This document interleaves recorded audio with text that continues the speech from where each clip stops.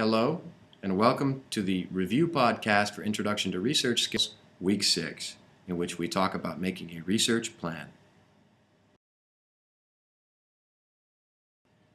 Before we get into reviewing the content of Week 6, now would be a good time for a friendly reminder. This is the end of the first half of research skills. You've come far and you've done a lot.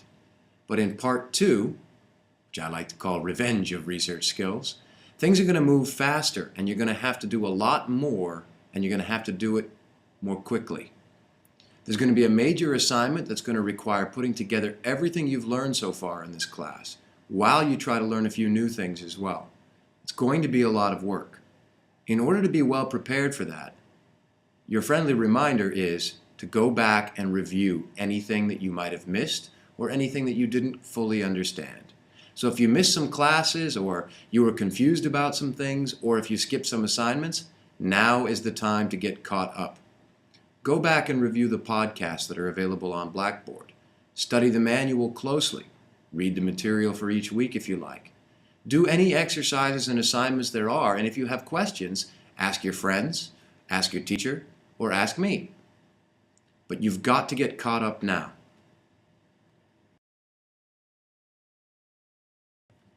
Please be aware that as this is a university course, it is your responsibility to stay up to date, not your teachers, not your classmates, and not mine.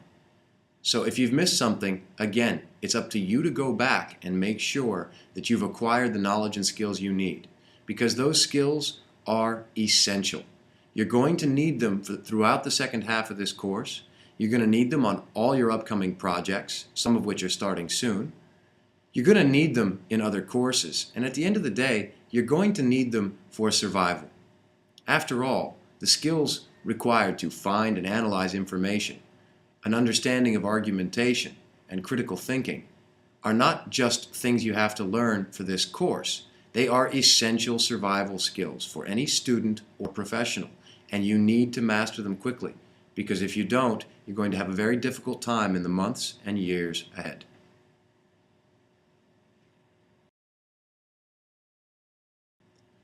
Now, looking back at the homework you were asked to do at the end of Week 5, you were all asked to take a look at a quick APA style tutorial on apastyle.org about the basics of APA style, with which you should now be intimately familiar. If you still have questions about APA style, go back to apastyle.org and check the frequently asked questions, or consult the summaries that are in your manual, or consult the APA guide that has been posted on Blackboard in the Research Skills folder. You were also asked to do an online plagiarism tutorial, and you should have printed out results to bring to class for your teacher. Now, in class, your teacher may have reviewed some of the rules of plagiarism and may have looked at some of the tutorials or quizzes that are linked here. If they didn't, or if you missed class, I would highly recommend that you take a look at these quick practice exercises, because they will help you to understand exactly what plagiarism is and exactly how you can avoid it. And that is something you can't afford to miss. Just in case you don't remember, plagiarism is what we call it whenever you use someone else's words or ideas without properly crediting them, without saying, "I got this from someone else." And whether you do it on purpose or you do it because you were simply sloppy in documenting your sources, it's still a form of theft. It's a kind of fraud, and it's a serious offense.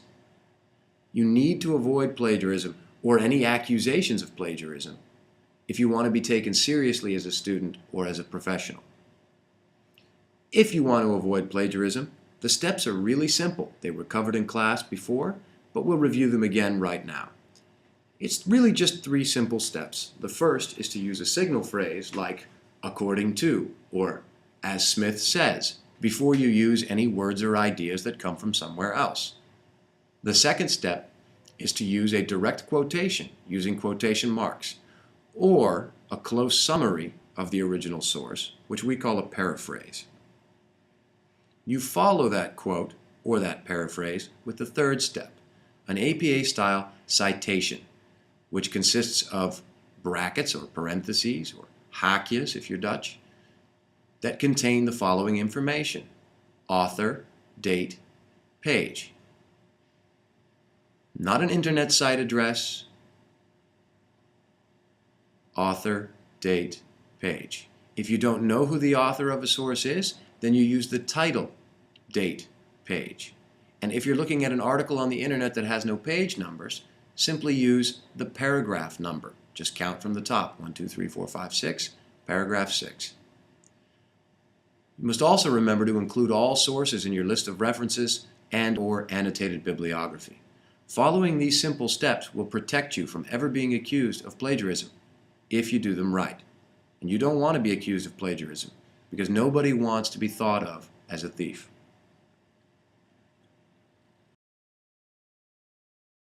You were also asked to do one more desk research assignment, and this time it was a little bit different. You weren't necessarily expected to look at a controversial issue or to highlight different research methods. This time you were asked to get started on the groundwork for your major semester assignment by looking up any social, political, or economic problem that you would like to know more about. That is, of course, unless your class is doing something different. As I understand, some ICM classes are doing a communication topic, in which case the topic you looked up would be different in nature. Now, you were asked to pick any problem you were interested in, or any topic you were interested in, and it could be local, national, or international in nature. You should have started an annotated bibliography for your sources as well, because you're going to need them further down the line, and the sooner you get started with your annotated bibliography, the better.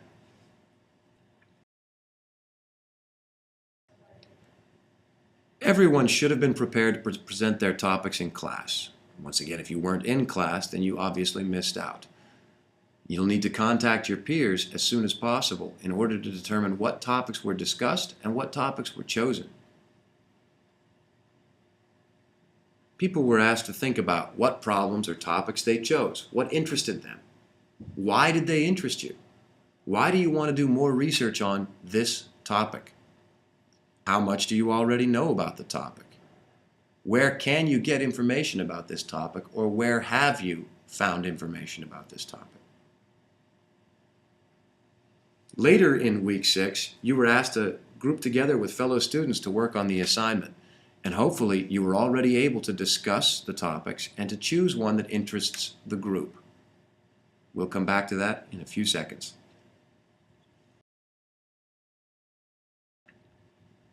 Once again, this is the end of part 1 of Introduction to Research Skills, and it's also your introduction to part 2.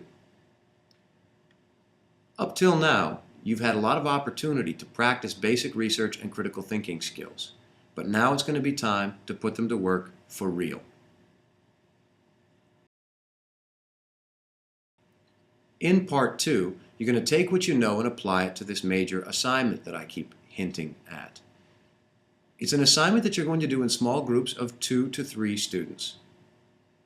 What you're going to do is decide together on what you want to know and why, selecting a topic and research question. You're going to choose research methods together, and you're going to use those methods to gather up data.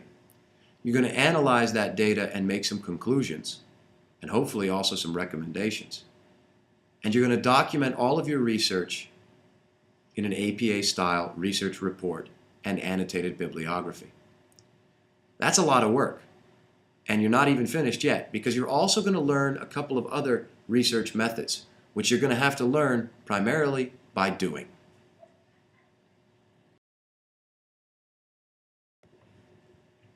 Your mission with this assignment, should you choose to accept it, is to imagine that you work for the government. It could be a local government, a national government, or an EU institution. That's your choice based on what interests you. Now, you imagine you work for a government body and you have the chance to suggest an item for the agenda, a problem that requires attention, a problem that needs to be solved.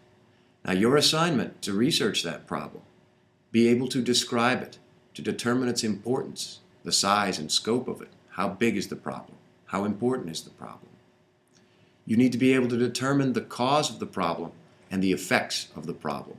And you need to be able to suggest solutions by the end of your research project. Now, once again, if your class is doing something different, discuss these specifics with your teacher and defer to their explanation. Do remember that it's up to you as individuals and as groups to choose a topic that interests you. And it's going to be a lot easier to work on this project if you make sure you are genuinely interested in the topic you choose. For most students, the main criteria is that the topic must involve an important social, cultural, political, or economic problem, something that you would like a government to solve. Now, in class, you were asked to form groups and get to work. If you were not in class, you're going to need to contact your classmates as soon as possible in order to find out what groups were made. Perhaps you were already put in a group, or perhaps you still need to find one. One way or another, it's your responsibility to settle this with your peers, and it is not your teacher's responsibility to chase after you to find you a group.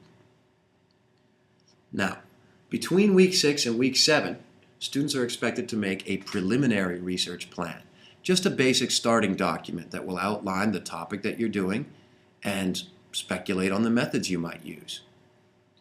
In part 2 of the course, you're going to research this topic using different research methods. You're going to do some desk research, and you're also going to have to do some type of research interview, which we will talk about in week 7. You're going to write an APA report together that you're going to hand in January. For detailed instructions about this assignment, see the manual, pages 96 to 98. And flip to the very back of the manual and look at the appendix, where you will find a detailed list of the criteria that will be used to grade you. This appendix provides a complete breakdown of how many points you can score for different elements of the report and leaves nothing to the imagination. So if you want to know what you need to do, see the appendix.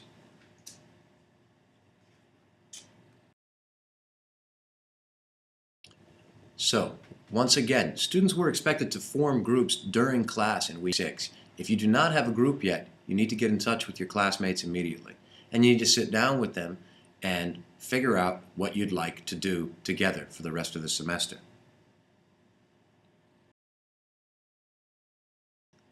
Now, just now I mentioned that you need to make a preliminary research plan, and that brings us to the main topic of week 6, making a research plan. Every research project starts with some kind of a plan. Any project should have a plan. Now, it's not a complicated document, it's not an assignment, it's just a starting point for the assignment. A research plan is a map that will lead you through the steps of the research process. And you might not realize it yet, but you already know how to make a research plan because you already know the research process. You know by now that you start with a question, you determine the best way to find information that will help you answer that question, you gather information, you analyze that information, decide on what the answer to your question is, and you decide what to do with that information. This is what we call the process of a question, methods, results, discussion, conclusion, and recommendations. If you've done the first 2 steps, figuring out what you want to know and what the best way is to find out, then you already have a research plan, more or less. It is a simple document that outlines the central question of your research and the reason that you want to answer it. You've got to provide a little bit of context. You can't just say, I want to do research about poverty. You say, I want to do research about poverty because I want to do something about poverty in the Netherlands or in the developing world. You've got to be specific and explain why. Why is this topic interesting to you, and why do you think it's worth researching? Your research plan should also include a list of any key terms or stakeholders that you might need to know about in order to do your research well. And it should include an explanation of what methods you're going to use and why you have chosen those methods.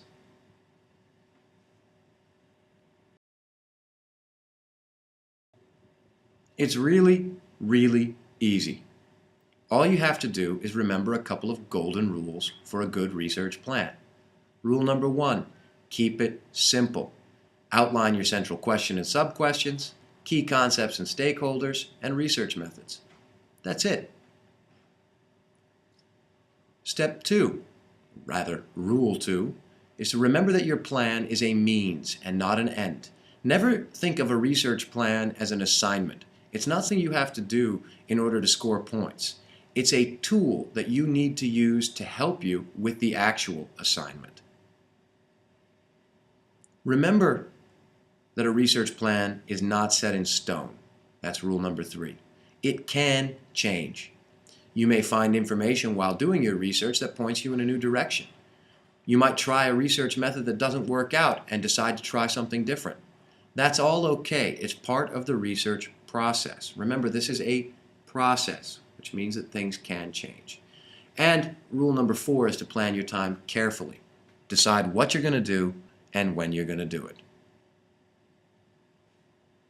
Keep in mind that if you've written a good research plan that details your question, the context, the key concepts, and the research methods, you can use a lot of that plan in your report because you've already started to write the introduction and methods section. It can make your life a little bit easier further down the line, but that's just a tip between us. The idea here is for you to learn how to write a research plan by doing, and you're going to learn how to do research in part 2 by doing. So get started now.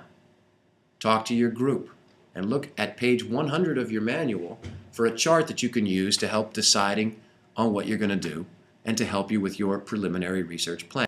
It goes through 4 steps: a concept phase, a definition phase, a design phase, and a preparation phase. Now, don't get lost in the terminology. At the end of the day, you're still simply following a series of easy steps, deciding what you want to know, why you want to know it, and how you're going to find out.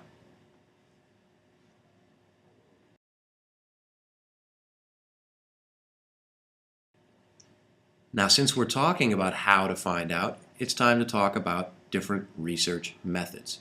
In part 2 of the course, you're going to be learning about a couple of different methods, especially different types of interviews. Each group is going to be required to do at least one interview as part of their research project. It will be up to you to decide exactly what kind of interview to do. And if you're wondering, how do I decide that? Let's have a brief introduction to research methods and ways of selecting them.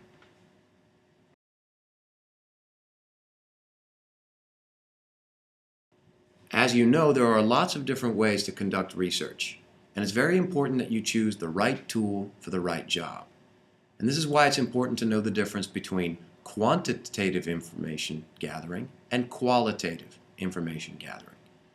Quantitative research refers to quantities, numbers. This is information that can be expressed in terms of numbers or statistics or averages. This is the kind of information you get by conducting a survey or gathering statistical reports, charts and graphs, and stuff like that. Qualitative information refers to quality. It refers to information that is more in-depth, information that cannot be summarized with numbers. Now, detailed desk research, interviews, and other forms of experimentation are often considered qualitative research.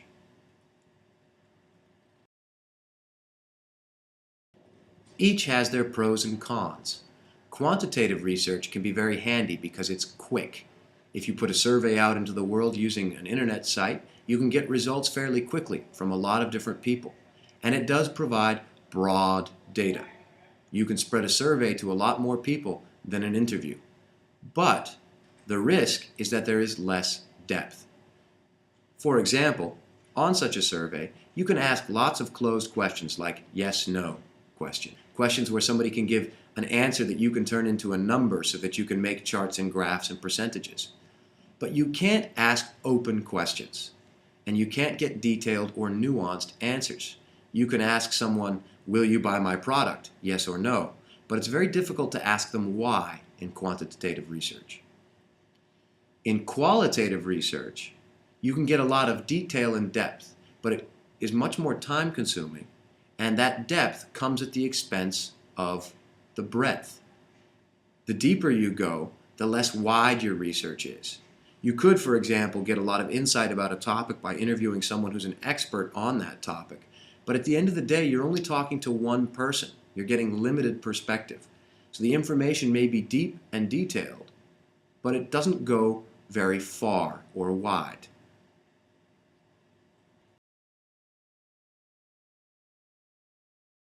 Ultimately, it's about the right tool for the right job. You need to choose methods that suit your specific questions. If you want to know what people think about a topic in general, you might want to do quantitative research. A big survey, for example, will tell you what a lot of people think about something. But if you want to know what the experts think, then you're going to prefer qualitative, detailed interviews.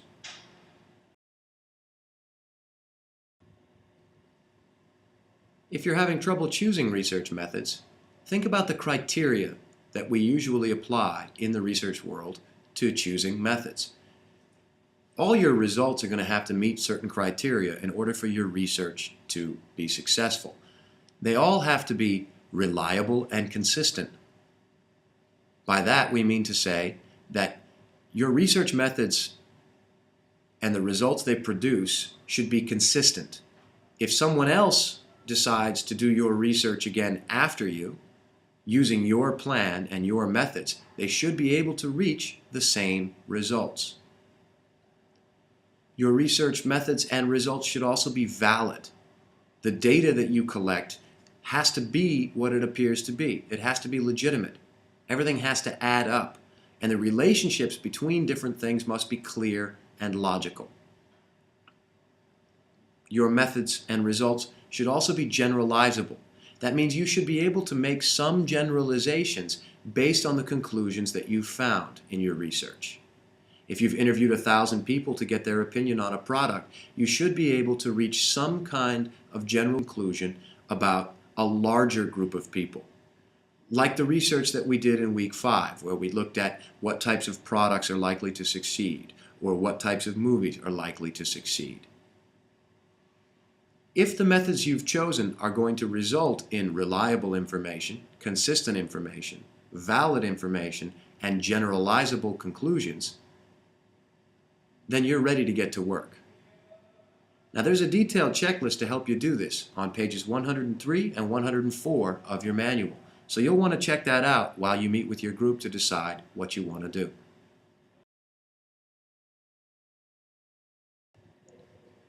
So, by now, you should have a preliminary plan. If you were in class in week 6, chances are you finished a brief preliminary plan in class that you can continue to work on before week 7.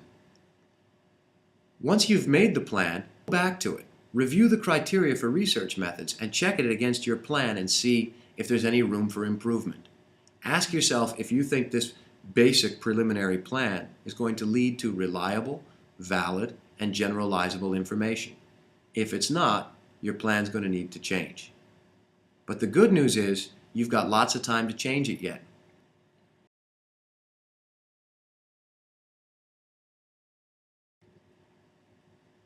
In week 7, the beginning of term 2, you're going to start learning about interviewing methods and techniques.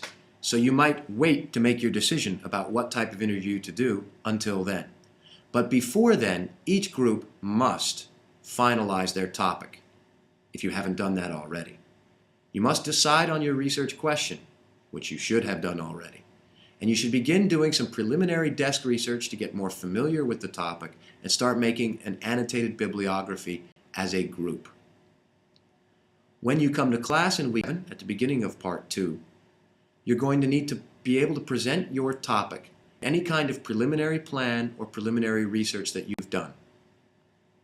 In order to make this easier, it is strongly recommended that you go back and review the material from weeks 1 through 6, the trainings, the tutorials, the podcasts, the criteria, and the checklists, and use all of the information you gather to make a good plan together with your group.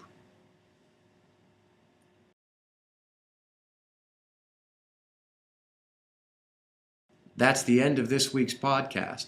If you have any questions or comments or criticism, or you'd like to tease me for the fact that I mispronounced the word quantitative a few times, please contact me by email or on Twitter. If you have any specific questions about your assignment, please discuss them with your teacher first, after you've consulted the manual and reviewed all the material that's available to you. That's the end of part 1, guys. Good luck in part 2. I'll see you then.